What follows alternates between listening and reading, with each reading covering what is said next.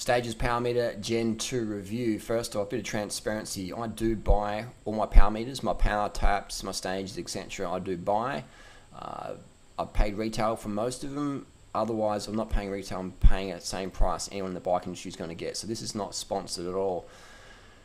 I just rate the product, man. I've got power tap. I'll rate that. But in 2015, in my opinion, the Stages power meter is the best. The Gen 2's just come out. The battery cover looks a bit more robust. I have pretty surgical fingers, so I don't break stuff as much as some other gorillas out there might, but this seems to be a bit more noob-proof. Noob-proof indeed. I haven't had any problems with my stages. I've got 6 units, I think I've got now, 6 or 7 units.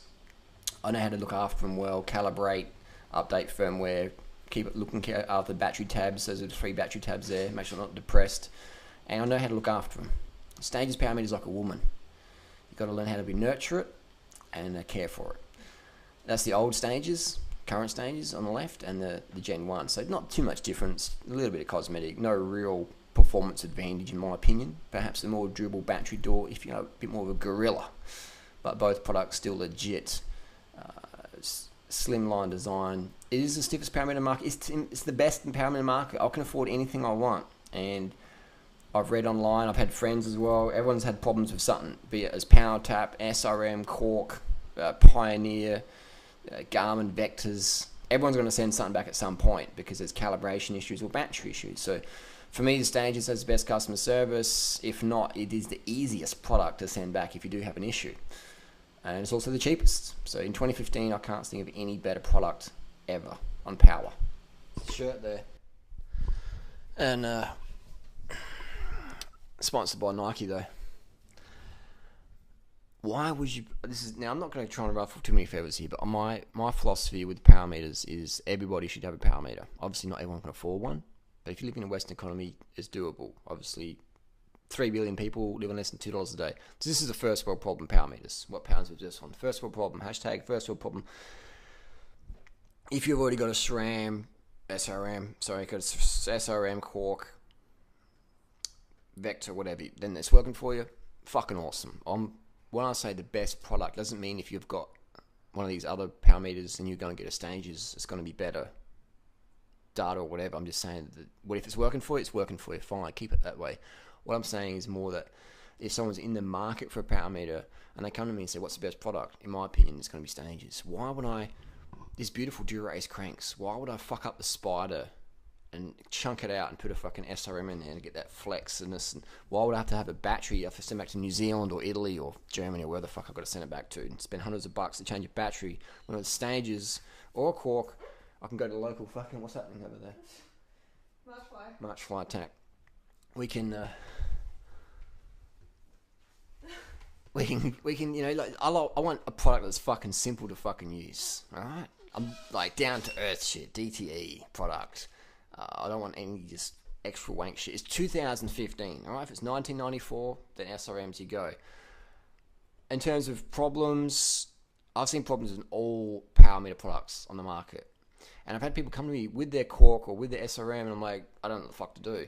People come to me with the Stages, and it's not working. I'm like, it's not working. Let me have a look. So I'll get my fucking smartphone, get the Stages app going, calibrate it, change the battery, turn the battery the right way around or whatever. Just pull it out, let it dry out, and then put it back in, and it's working. I've only had 1 Stages out of maybe 35, 40 units that have come to me. People, oh, it's not working. I'm like, let's have a little go. Or update their firmware on their Garmin. Often it's the Garmin issue. I see this time and time again. I'm like, people don't understand it. And at a shop level, the retail staff don't understand it. And I worked in the store for many years, and I didn't really understand what power was anyway.